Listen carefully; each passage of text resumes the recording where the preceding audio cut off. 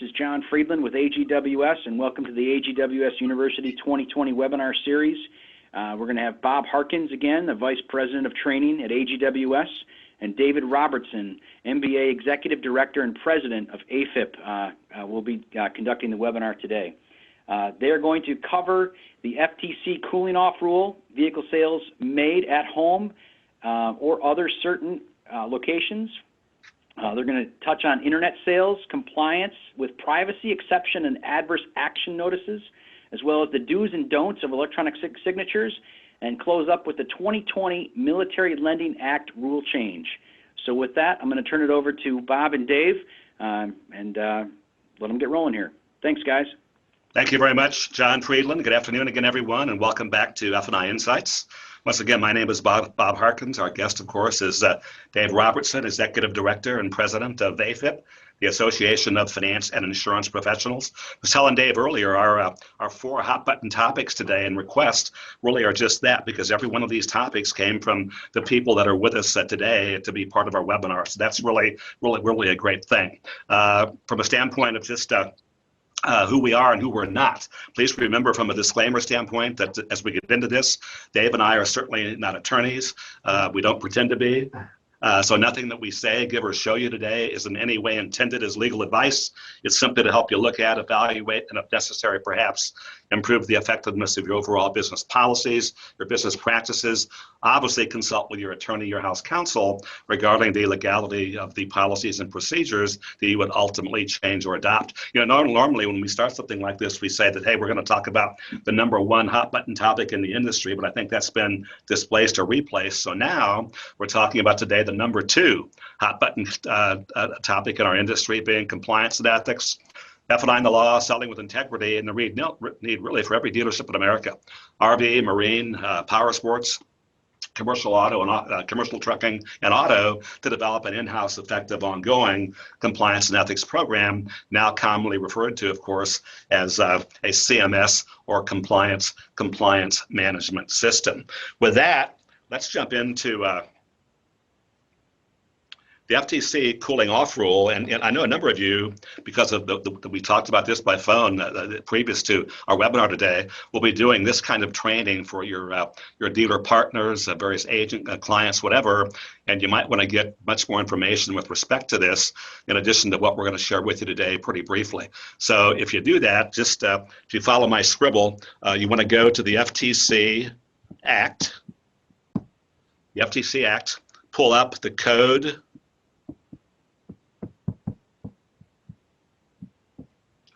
pull up the Code of Federal Regulations, the Code of Federal Regs, go to Title 16,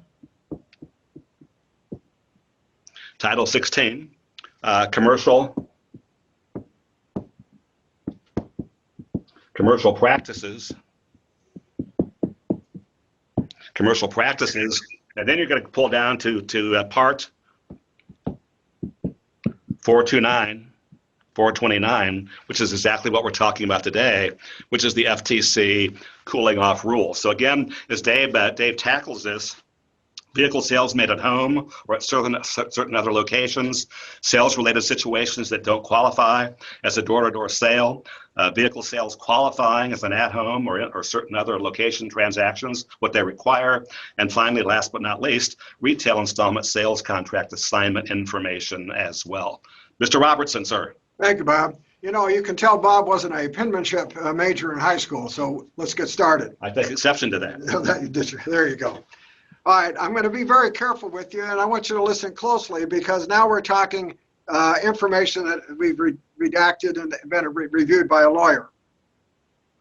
The rule applies to a vehicle sale or lease in which the sales representative personally solicits the sale, including those in response to or following an invitation by the buyer and the buyer's agreement or other purchases made at a location other than the seller's place of business. Now, this regulation is designed to protect consumers from the encyclopedia salesman, but it is in our realm now, maybe. I'm going to read to you what does not qualify as a cooling off sale. A sales transaction that results from a prior negotiation at a dealership is not a cooling off situation. So a sales transaction that results as the result of a prior negotiation at the dealership doesn't qualify. To meet a bona fide or personal emergency doesn't qualify, which probably won't come into play in what we do.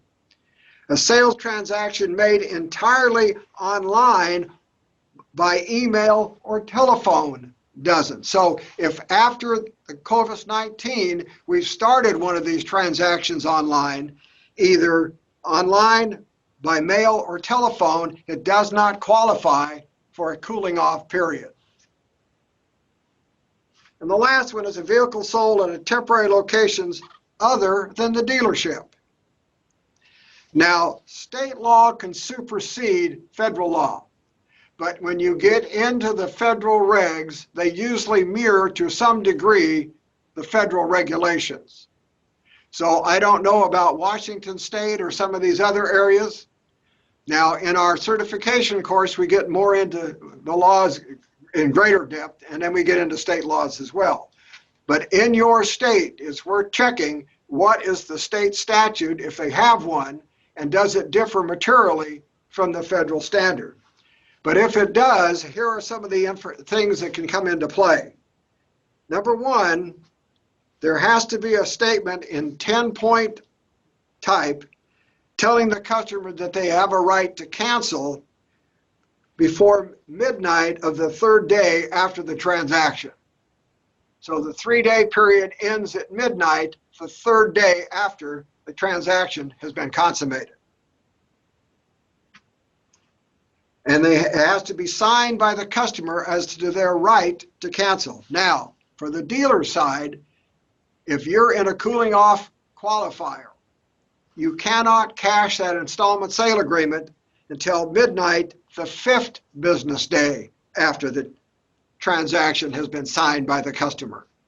So the government says the customer has 3 days to back out, but to make certain that he can back out if he wants to, you have to hold that deal in the dealership for 5 days until midnight of the 5th day after the transaction has been signed by the customer. So in a cooling off situation, the state laws may differ, but that is the standards at the federal level. So Dave, it sounds like that before we grab a vehicle and head out to a customer's home, take with us a buyer's order, worksheet, retail installment sale contract, and all of the certificates for F&I products and services, we better know a little bit about what's going on. Well, you should, because there's a lot of situations that don't apply, and it's going to be business somewhat as usual, but you don't want to get caught in the one situation that doesn't, and you haven't followed the protocol as the government, either state or federal, has decided that you have to do. Many of you, I know, like as I do, subscribe to the Hudson Cook Spot Delivery newsletter, and this is the April spot delivery. And on page 8 it is, Hudson Cook attorney Eric Johnson from up in Oklahoma City wrote an article about the FTC Cooling Off Rule. And part of that, he talked about the update as it relates to fines and penalties. So as of January of 2020, the fines are now up to ready for this, $43,280, up to $43,280. That's PV, which stands for per violation. In addition to that, they can also levy C&D orders or action, meaning cease and desist, which is not good for repeat referral or business. And last but not least, as Dave alluded to, your individual states can be involved. And Dave, correct me if I'm wrong, but some of the states, from a penalty standpoint, they could actually be higher than that. They don't have to mirror the federal, correct? Well, the first, let me be real clear. The $43,280 is the fine du jour in 2020 by the FTC. Now, you would have to really do something wrong to get the full enchilada on that. But you could be open, and the one catch-all is an unfair, deceptive act or practice at the state level. And there would be nothing more ripe for that than a sales consummated in the home. Remember, we talk about UDAP and our friend Terry O'Loughlin. Every time that we have Terry and chat about him, Terry, is the director of training for rentals, and before that was with the Attorney's General Office in Florida, I believe, for 16 years. But he talks about the UDAP statutes, and what really sets you up for that negatively is basically the answer to this question. Does the activity or practice have the tendency or capacity to mislead a consumer? So if we have that, we got some real problems with perhaps people, visiting our store that we would rather not have visit us. Well, you take the terms unfair and deceptive and give them to a good lawyer. It's easy to find something that can be a UDAP claim. I never work a lawsuit as an expert witness that doesn't have a couple of UDAP claims. Very good. Let's switch after we erase to internet sales compliance, a topic that a number of you requested as well. Safe harbor privacy notice, risk-based pricing rule, and credit score exception notice, adverse action notices, establishing a process with internet customers, and last but certainly not least, consult with your qualified attorney. Just want to show you this. One of the many guides that AFIP has available is the AFIP Best Practices Guide, primarily for just these two, the safe harbor privacy notice and the risk-based pricing rule and credit score exception notice as well. Dave, as we go through this, let's start with the safe harbor deal. And we know that privacy notice, that's part of the Graham-Leach-Bliley Acts. That's been around for a while. I think actually it goes back to July of 2001 when all this started. But would you pick up and help me, and I hear different things about this now. I believe it was January of 2010 when Safe Harbor came in with respect to our privacy notices, really what that means, what that can mean positively for the dealer that's utilizing that. And then if a dealer for some reason is not using the recognized Safe Harbor privacy notice, what their exposure really might be. Well, if you don't use the correct form, then you're going to be always open to criticism. Now, let's talk a little bit about what Safe Harbor means. In layman's terms, safe harbor means if you interpret a regulation correctly or you apply it correctly, and this is layman's words, and you get sued because you did, you should have a safe harbor from prosecution because you simply did what the government told you to do. What was happening with the privacy notices is the dealers were turning them into advertising pieces. And pretty soon the federal government said, these things are so far afield, they don't satisfy, as far as we're concerned, what would qualify as a safe harbor protection under the law. We don't even know what these things are anymore. So what they did is they put 7 versions of privacy notices on Form Builder. It's a government website. And now the dealer can print off the form, which one that would suit his purposes, and all he can add primarily is his logo. So it is the federal government's control to put some order in and consistency in and applicability to the law in the privacy notice.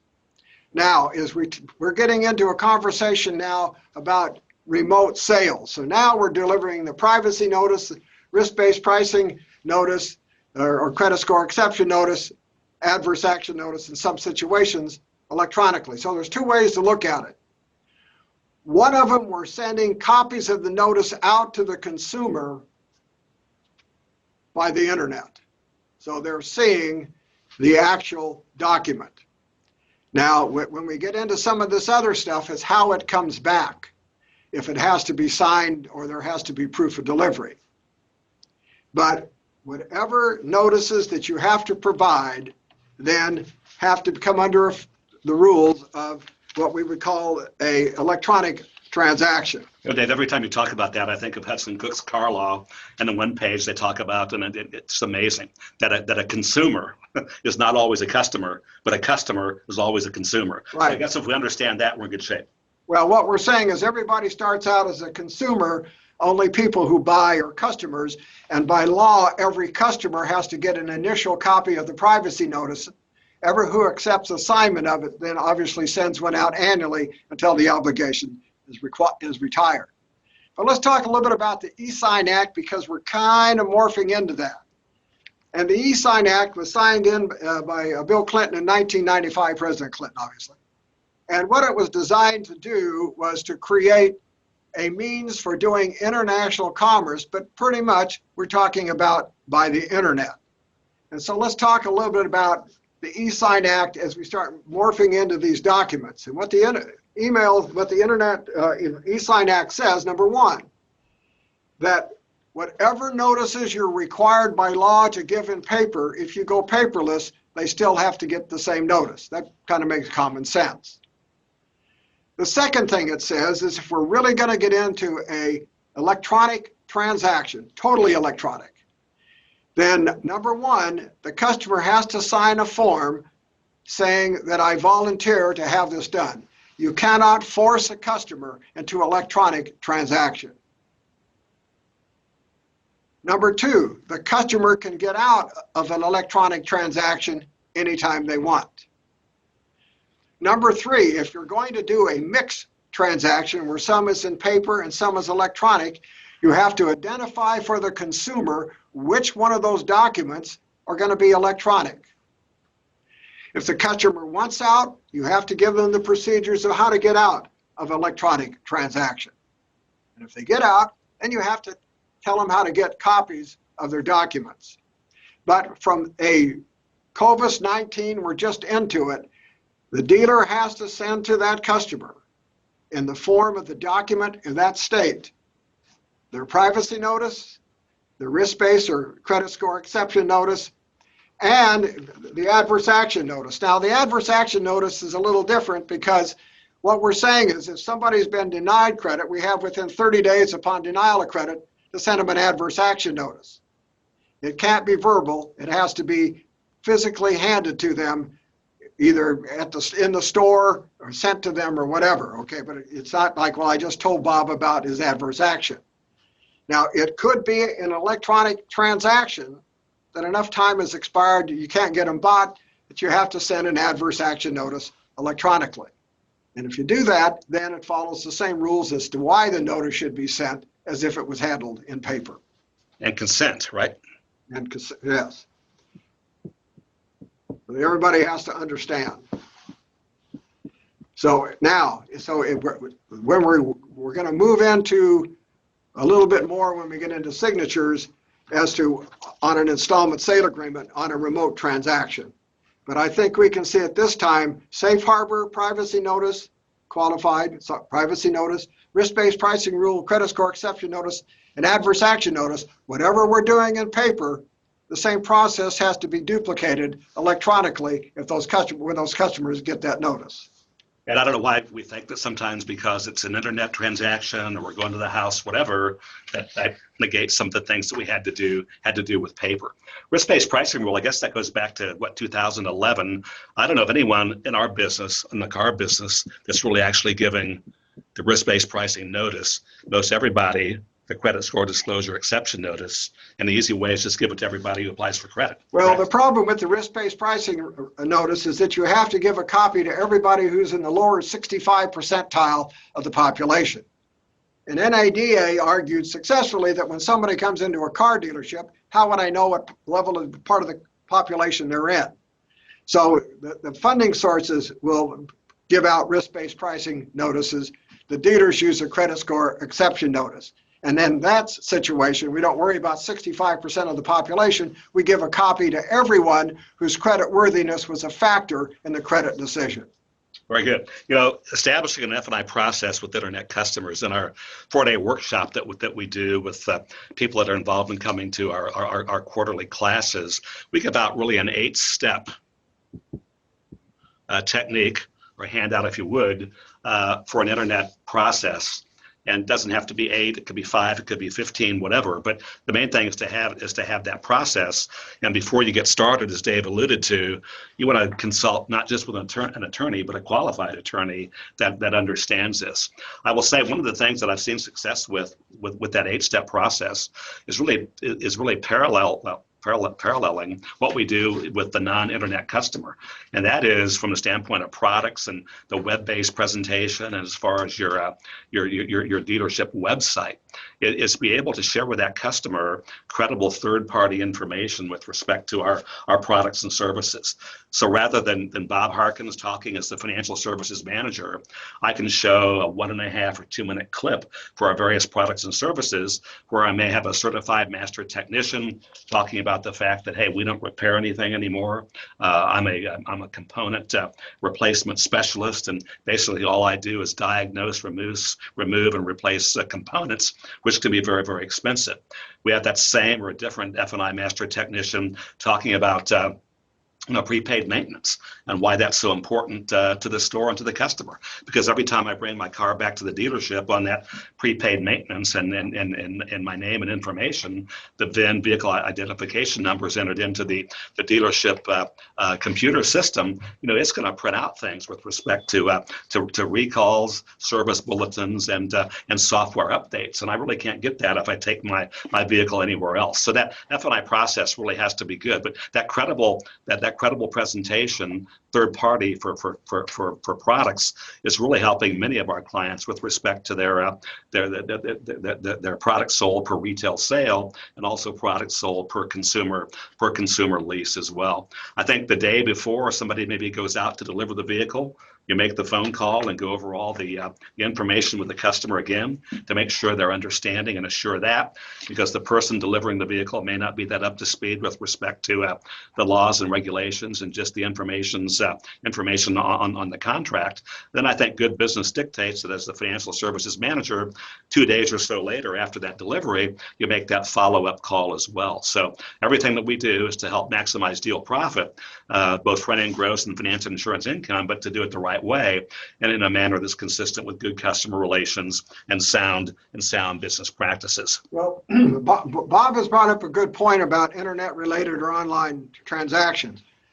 If a customer now has to have a car and we're doing this, either leasing it or financing it online, the whole purpose of that endeavor is to get the car financed or leased. The trouble for the F&I standpoint is we're not generating any aftermarket product inventory and income, excuse me. And so where it gets to be a sticky wicket that Bob alluded to is how are you going to present your gap and service contract coverages when you're in a remote location? Now, to his point, the best way to do it is just build a module in your online presentation, just like you do when the customer's in the box. And say, you know what, I'm going to take a few minutes to go over some paperwork here. I'd like to show a little video to you about the aftermarket products that we have. Or, if worst comes to worst, just take pictures of it and put it on the screen. But what you need to understand is that the Gen Xers and the millennials like to buy aftermarket products. They like to make decisions.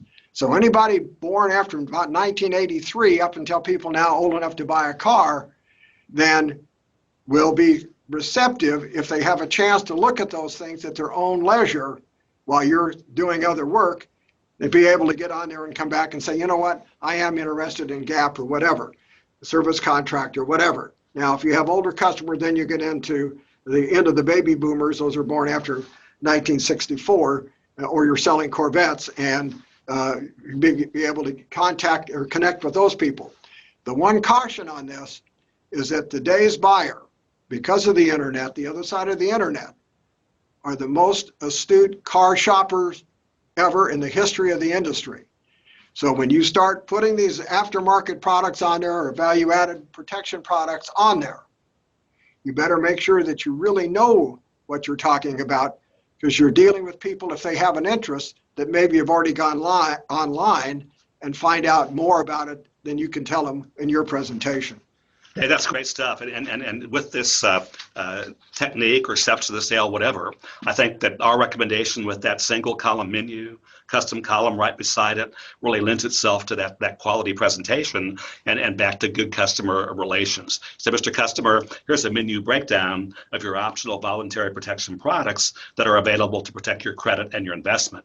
Dave, as you can see, our unique financial package here at the dealership is really comprised of 5 options. The great news is you can choose all 5 of these options. Quite frankly, Dave, you can choose none of them because nothing is required or is a condition of financing. Or Dave, if you like many of our clients here at Harkins Honda, you can really pick and choose these options. And as this custom column indicates here, truly customize a plan that fits your driving habits and ownership experiences perfectly.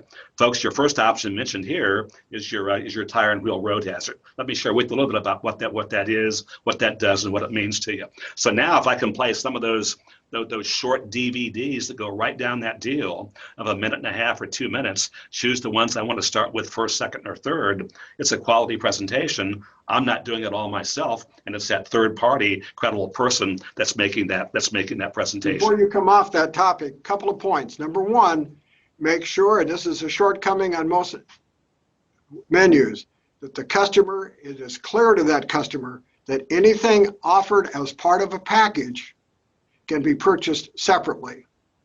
The second thing is you have customers in the comfort of their own home. They're not threatened as they are in a dealership, have a chance to look at this at their own speed and make a decision. You might find that your penetration in that sales situation actually will go up. The second most requested request for information with respect to today's webinar has to do with the do's and don'ts of electronic signatures. And Dave, you know this very well. I call this one of your white papers. And in class, and when I visit many of you out in the field in our 42 or 43 states, I always give you a copy of this. But Dave penned this some time back. That's the title, Signature Pad Etiquette, the do's and don'ts of electronic signatures. So I've asked him to go through this. Let's talk about the paperless process, what the advantages are, but obviously some challenges as well. Also, document disclosures and customer signatures. Dave has certainly touched on that. And then making ultimately the completed documents made available in both physical and electronic formats. And then hot off the press, something that we just got just this week from Hudson Cook attorney Eric Johnson with respect to the protocol for completing retail installment sales agreements remotely. Dave? I'm going to start with remote installment sale agreements. I'm not going to get into the legal stuff, but what I'm telling you is that there is a requirement within the law that the funding source accepting assignment can perfect that paper. In other words, they know they have a legitimate document that they can process.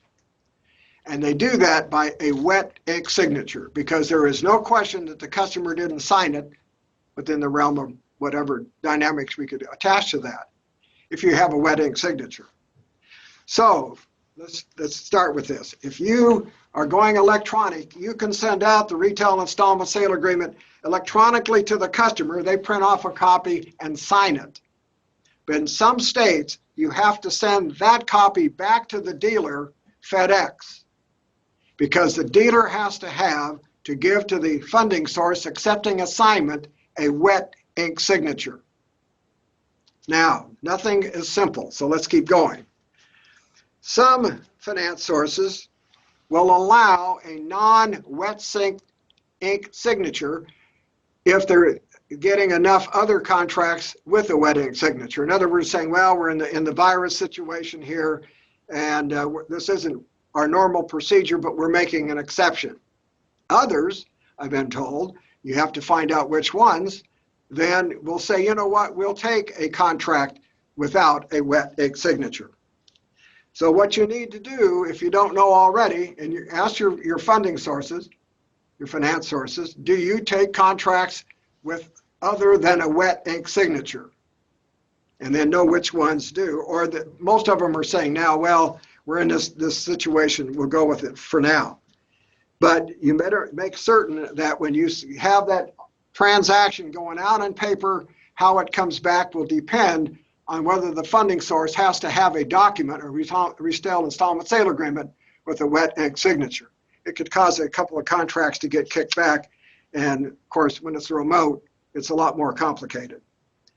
All right, let's talk a little bit more about signatures. And one of the big problems is that there are systems where if they get the signature once from the customer, they sign the pad, they can just hit the button and populate other documents off that single signature. And I'm telling you now, you cannot do that. The customer has to Make it clear to the customer that this is a different document that requires their signature and they're going to have to sign again. So you cannot populate your documents with a single signature because you have no proof that the customer really accepted that particular document. Now, I'm going to stay with that, actually from your white paper, signature pad etiquette, and permit me to read a couple of these paragraphs that really says this very well. Here we go. Once the customer's signature has been recorded electronically, it cannot be used to automatically populate all the signature blocks on the documents that require proof of customer acceptance. As you said, every document requiring a customer's signature must be displayed electronically to the customer or a hard copy handed to the customer for review when? Before signing. Next paragraph. Only after the F&I practitioner discloses the document can the customer signature be recorded on it. And this is true for every single document, not just a retail installment sale contract, consumer lease agreement, vehicle service contract, gap, tire and wheel, whatever. Any document where affirmation by the customer is required of acceptance of that document has to be at that moment an entered signature. Now the customer can keep electronically signing it, but we can't populate it automatically. So in short, again, it's for every single document. That sequence must be followed, whether the process is paper-based or electronic or a combination of both. Finally, in short, you cannot electronically populate the customer signatures on the signature blocks of all the documents the customer is required to sign with the single click of a key on your computer. Why is that an issue in so many stores? It's the nature of the business. The customer has a right to affirm or reject any document on a per document basis. And if you want to set yourself up for a UDAP claim, unfair deceptive act or practice, that would be the perfect one. Very good. Dave, let's get into now. Here we go, something that looks familiar. The update on the Military Lending Act. We touched on that a couple of months back, had further requests on this as well. And you wrote an article just recently with respect to the rule change, the interpretive rule, and the title of that, let's see, here we go. Wait a minute, they didn't copy all that stuff down. No, they didn't copy that. Here we go. The February 28, 2020 interpretive rule. We have some good news. I get to do the good news. You have the bad news. You get to do the bad news. All right, here we go. Tell me that. Fair practice policies, whatever that is, and then AFIT best practice. That's an interesting one. Okay. Dave, you're on. All right, I'm going to do the good news. As of February 28, 2020, the old way we do it is now the new way. Everything that was in between is gone. So you don't have to worry about the military APR. Whatever procedures you had in your store prior to the change is now back in force. So it was just like they did it in the old days. Now Bob's going to give you the bad news. For the bad news, I'm going to just read it right off what you wrote to make sure I don't miss anything. Here we go. The bad news is that GAP and all other voluntary protection products are in the spotlight in an election year. Is this an election year? I think it is. More than the usual level of regulatory oversight. Moreover, the 2020 amended interpretive rule indicates that the Department of Justice, Department of Defense, plans to conduct additional analysis of this issue. Therefore, it's unclear whether further developments will be forthcoming after the department conducts its additional analysis. In addition, as we mentioned earlier, some state regulators have been active when it comes to ancillary products offered in connection with auto financing transactions. Fair practice policies that you had on that piece, Dave? And then AFIT best practices. If a customer wants gap, even though there probably isn't going to be a gap, you talked about that? Now, one other point about the Pentagon. I'm a former military officer. They don't give up much without being a little bit edgy. And when they say we're going to put this under further investigation, I'm telling you they're not kidding. So in stores dealing with people from the military, you better know the law, you better listen to that customer, and if it's marginal, don't do it, because these people are looking around. And if they come back a second time, we'll never get it off again. Now, let's say you have a customer who really doesn't qualify for a gap. And so you tell him, Mr. Jones, based on the amount down and the amount financed and what have you, you don't qualify for gap. The customer says, yeah, but I want it anyways. So what would you do? Well, we want to sell them the gap, that's for sure. So what we do is we have a statement that says, I told Mr. Jones that this transaction does not qualify for a gap.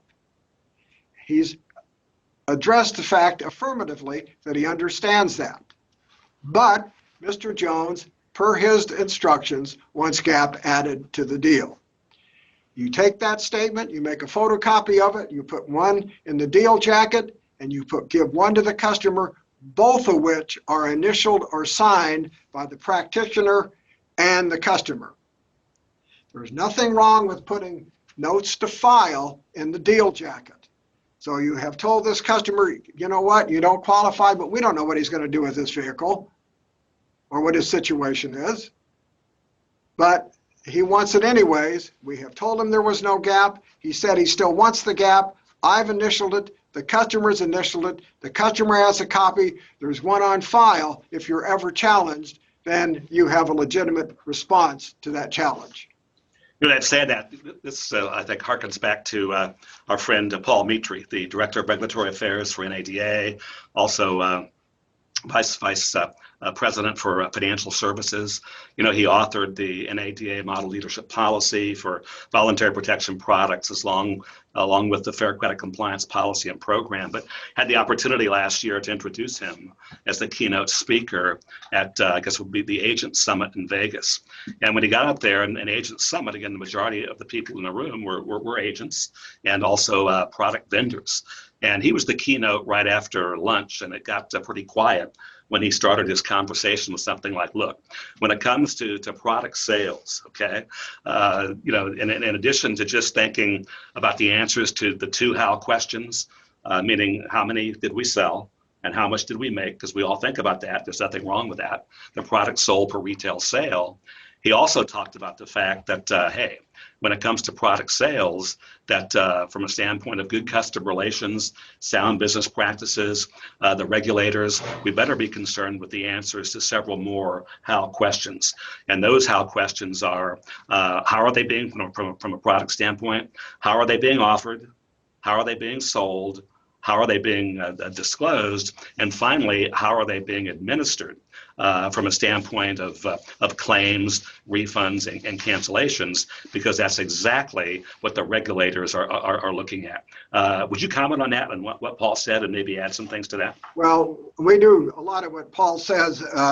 We've interacted with him, and he's one of our sources. But it's good to remember that we are now doing AFIP certification on 3 2.5-hour sessions and a live final exam review and a proctor test that's interactive as well. So in other words, we don't lose anything to what was in class, but for people now, we've been doing this throughout the quarantine period. But what the emphasis is this: there's a lot of regulations that come into play. And in F&I, ignorance will get you in as much trouble as dishonesty. I mean, people expect you to know the laws. And now that we're in a crisis situation and everything is heightened right now, people's worried about it. They're doing something remotely, but they have to have a car. So all of these things are in a much tighter focus than normal. How we do it is different. I'm at my house on my laptop, the customer's at his house. So the need to have a core of knowledge and be able to properly apply that knowledge to real world situations is more significant now than ever. The government's response to a violation during this hard time is going to be much more severe than normal because we took advantage of that customer who's working out of his home and on and on and on. So knowledge of the rules is essential to doing these jobs right. That's great. Dave, in our classes, I mean, our formal classes, when people come to us in Warrenville, Illinois, in a 3.5-day workshop, and myself and Chuck Hobbs and our vice president of sales and other people are involved in that class, we talk about throughout that week, as we've done as a company and recommended for our agent partners and dealer clients to develop both mission statements and value statements for their organization. And the mission statement that we recommend and share with our agent partners to share with their dealer clients, who are our dealer clients as well, is very simply this. When it comes to product sales, every customer knows what they're getting, they agree to buy it, they know why they need it, and they feel good about it when they leave the dealership. Now, I guess we can modify that to say they feel good about it when they complete or they're involved in our internet sales, our internet sales format. Would you talk about the need for mission statements and how that can protect us? Well, the mission statement, I will tell you, everybody should have a mission statement. The mission statement is a piece of paper that's a pipe dream if you don't do the things to make it come to fruition. And that is, you have people who have the moral bearing to follow what they're supposed to do. You've given the training in a way that they understand what they need to do. You have oversight by management to make sure they do what they're supposed to do, and you take remedial action for those that don't. And while I'm thinking about it, if anybody wants any additional information about what I presented today, I'm going to give you my email address. Send me an email and I will send you a lawyer-reviewed document as to your particular question. Everything we do is lawyer-reviewed. So it's write this down if you want to look and get more information or have a question you want to deal with this related to this, but we don't have time to it. It is AFIP. How do you spell that? That's good, Bob. Okay. Bob was good in spelling. Dave, D-A-V-E, @gmail.com. And he did so well, I won't tell you it's all lowercase. But if you want copies of anything I talked about. It is lowercase. Okay, send me an email. And we had very good luck on the last section and got a lot of good information out. Send me an email to afipdave@gmail.com and I'll send you a hard copy of what you need. We did have great response from that last webinar with respect to that. So that's a mission statement from a standpoint of the American Guardian group of companies and what we teach, what we train, our mantra, what we believe in. We refer to that as our value statement. And our value statement is the fact that we endorse and teach the industry standard and best practices that are recommended by NADA. That would be the National Automobile Dealers Association, primarily paralleling it with what they say and recommend with respect to the Fair Credit Compliance policy and program, as well as the model dealership policy for voluntary protection products. So from practices and best practices from NADA, from AFIP, the Association of Finance and Insurance Professionals, the covenants, the code of ethics, not falling into the traps of being guilty of any one of the 7 deadly sins of F&I, which are the 7 most common errors that cause customers or dealers really to become the targets of bad things. And again, those bad things are media exposés, class action lawsuits, and high dollar regulatory fines. And then what we also have with the American Guardian group of companies is our internal seller code of conduct for retail sales. An 11 bullet point document that's really primarily set out for people who sell our products and services with the positive and recommended sales practices of how we present those products and services. So everything that we do, we endorse and teach the industry standard and best practices recommended by NADA, AFIP, and our internal seller code of conduct for dealer practices as we present our products and services. Good points, Bob. It's also worth mentioning we certify the select field people for AGWS. And we have 2 classes coming up, part of your training, that also includes AFIP certification. Yeah, we're going to yield back in just a second now to John Friedland. John, to wrap this up for us, talk about our next webinar coming up in June. Obviously, our webinars are always on the second Wednesday of every month. And also the fact that our final 2 classes of the year, as Dave alluded to, in August and October, will be involved with the first day and a half of class. The first day and a half of class will be for AFIP certification. The boot camp training all day Monday, study Monday night, test Tuesday morning right after lunch. That's when we take off on the F&I sales technique. Myself involved with that, Chuck Hobbs involved with that, Blake Peters involved with that, 3 other people within our company. So the F&I sales technique, the role play, the breakdown of products as far as impact benefit statements, impact benefit questions, illustrations, whatever, a lot of role play and practice in doing that. And that takes place really the afternoon of Tuesday, all day Wednesday, and a half day Thursday, with information to take back to their to their dealers, or if they're an agent, information to take back and conduct that similar training when they get back to their representative market areas. Again, everything that we do is to try to help them maximize deal profit, both front-end gross and financial insurance income, but always do it the right way. And the right way is in a manner consistent with good customer relations and sound business practices. One thing we talked a lot today about state law, and in our certification program, we do state law and we test to both state and federal law. So a lot of what we keep saying today, well, state law might be different. In most cases, we'll cover that in the state laws for your particular state. With that, we'll back to Mr. Friedland. John, you want to go over this schedule with us again and maybe just take us out with some other announcements as well. John Friedland? Yep. Thank you, Bob, and thank you, Dave. Great information today. And yes, as Bob had said, our next webinar will be on June 10th. We'll send out the invite here a week or 2 before that. You can go ahead and keep an eye out for that. Also on our website, you can get to that link as well.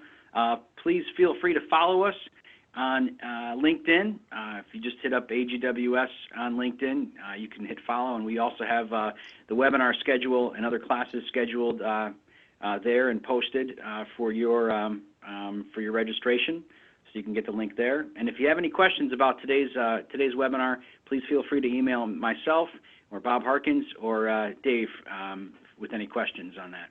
So thanks again for attending, everyone, and take care and be safe out there. Thanks. Thank you, John. Thank you, everyone. Thank you.